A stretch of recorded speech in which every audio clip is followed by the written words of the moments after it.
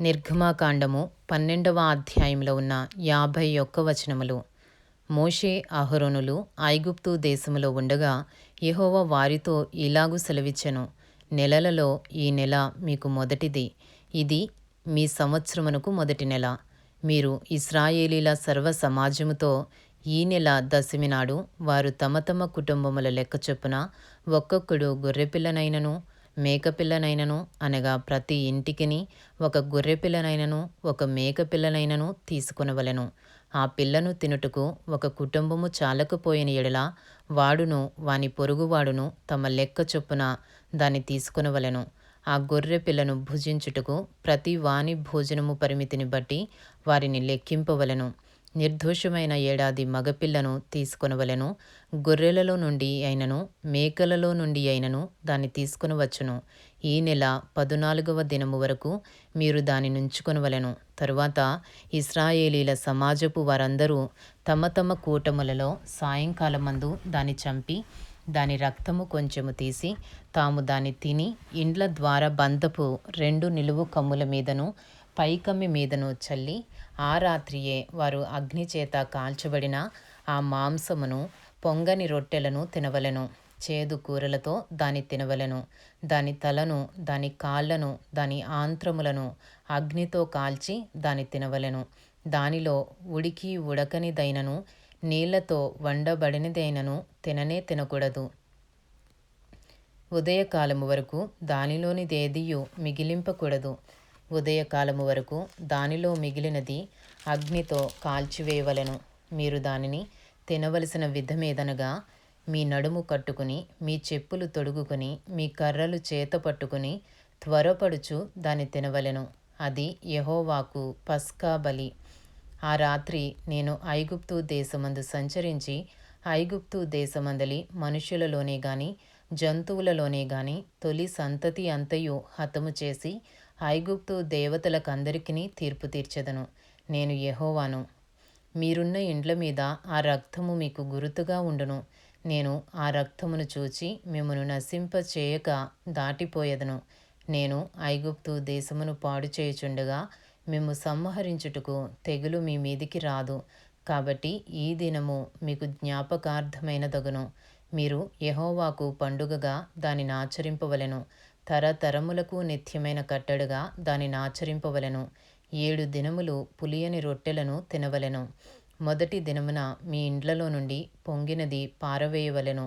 మొదటి దినము మొదలుకొని 7వ దినము వరకు పులిసిన దానిని తిను ప్రతి మనుష్యుడు ఇశ్రాయేలీలలో నుండి కొట్టివేయబడును.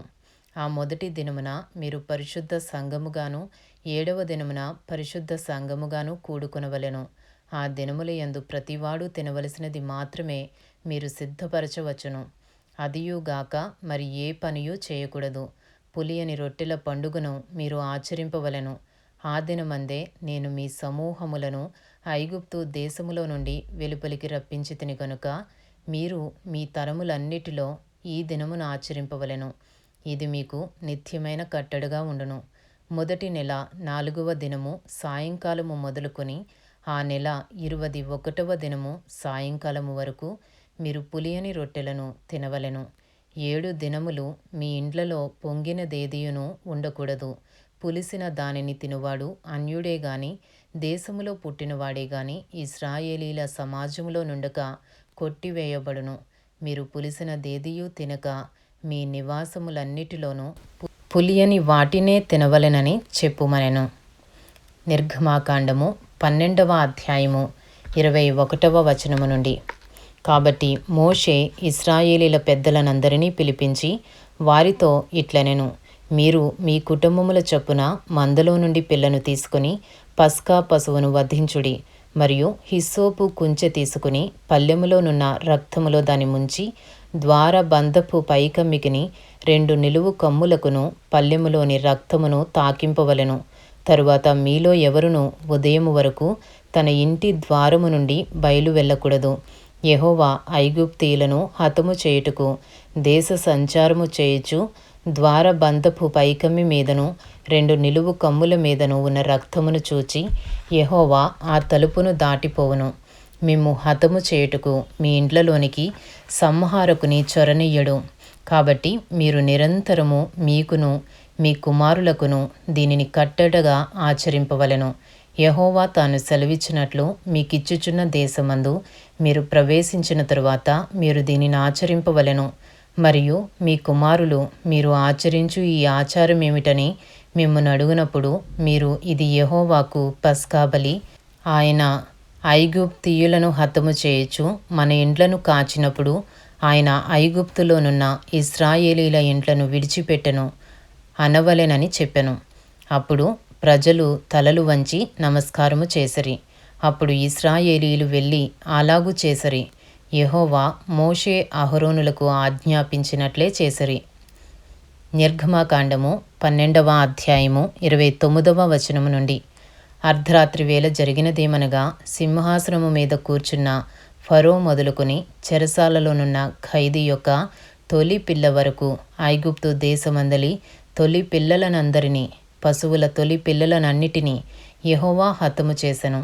ఆ రాత్రి ఫరోయు అతని సేవకులందరూ ఐగుప్తీయులందరూ లేచినప్పుడు శవము లేని ఇల్లు ఒకటైనా లేకపోయినందున ఐగుప్తులో మహాఘోష పుట్టెను. ఆ రాత్రివేళ ఫరో మోషే అహరోనులను పిలిపించి వారితో, మీరును ఇశ్రాయేలీయులను లేచి నా ప్రజల మధ్య నుండి బయలువెళ్ళుడి. మీరు చెప్పినట్లు పోయి యెహోవాను సేవించుడి. మీరు చెప్పినట్లు మీ మందలను మీ పశువులను తీసుకొని పోవుడి. నన్ను దీవించుడని చెప్పెను.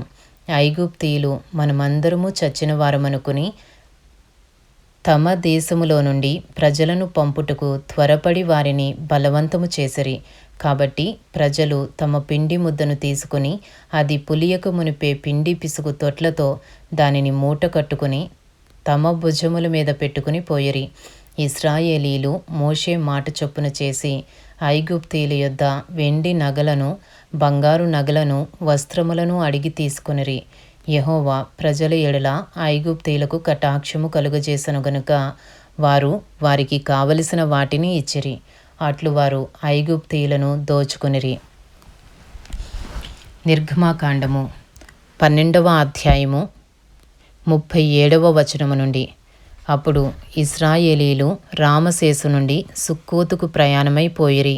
వారు పిల్లలుగాక కాల్బలము 6 లక్షల వీరులు, అనేకులైన అన్యజనుల సమూహమును, గొర్రెలు ఎద్దులు మొదలైన పశువుల గొప్ప మందయును వారితో కూడా బయలుదేరను. వారు ఐగుప్తులో నుండి తెచ్చిన పిండి ముద్దతో పొంగని రొట్టెలు చేసి కాల్చిరి. వారు ఐగుప్తులో నుండి వెళ్ళగొట్టబడి తడువు చేయలేకపోయిరి గనుక అది పులిసి ఉండలేదు. వారు తమ కొరకు వేరొక ఆహారమును సిద్ధపరచుకుని ఉండలేదు. ఇశ్రాయేలీలు ఐగుప్తులో నివసించిన కాలము 430 సంవత్సరములు. ఆ 430 సంవత్సరములు గడిచిన తరువాత జరిగినదేమనగా ఆ దినమందే యెహోవా సేనలన్నీయు ఐగుప్తు దేశములో నుండి బయలుదేరిపోయెను. ఆయన ఐగుప్తు దేశములో నుండి వారిని బయటికి రప్పించినందుకు ఇది యెహోవాకు ఆచరింపదగిన రాత్రి. ఇశ్రాయేలీయులందరూ తమ తమ తరములలో యెహోవాకు ఆచరింపదగిన రాత్రి ఇదే. మరియు యెహోవా మోషే అహరోనులతో ఇట్లనెను, ఇది పస్కా పండుగను గూర్చిన కట్టడ. అన్యుడెవడునూ దాన్ని తినకూడదు గాని వెండితో కొనబడిన దాసుడు సున్నతి పొందినవాడైతే దాన్ని తినవచ్చును. పరదేశీయు కూలికి వచ్చిన దాసుడును దాన్ని తినకూడదు. మీరు ఒక్క ఇంటిలోనే దాన్ని తినవలెను. దాని మాంసములో కొంచెమైనను ఇంటిలో నుండి బయటికి తీసుకొని పోకూడదు. దానిలో ఒక్క ఎముకనైనను మీరు విరువకూడదు. ఇశ్రాయేలీల సర్వ సమాజము ఈ పండుగను ఆచరింపవలెను. నీ యొద్ద నివసించు పరదేశి యెహోవా పస్కాను ఆచరింపగోరిన ఎడల అతనికి కలిగిన ప్రతి మగవాడు సున్నతి పొందవలెను. తరువాత అతడు సమాజములో చేరి దానిని ఆచరింపవచ్చును. అట్టివాడు మీ దేశములో పుట్టిన వానితో సముడగును. సున్నతి పొందనివాడు దానిని తినకూడదు. దేశస్థునికిని మీలో నివసించు పరదేశికిని దీని గూర్చి ఒకటే విధి ఉండవలెననెను. ఇశ్రాయేలీయులందరూ అలాగు చేసిరి. యెహోవా మోషే అహరోనులకు ఆజ్ఞాపించినట్లు చేసిరి. యెహోవా ఇశ్రాయేలీలను వారి వారి సమూహముల చొప్పున ఆనాడే ఐగుప్తు దేశములో నుండి వెలుపలికి రప్పించెను. ఇంతటితో నిర్గమకాండము 12వ అధ్యాయంలో ఉన్న 51 వచనములు పూర్తి చేయబడినవి.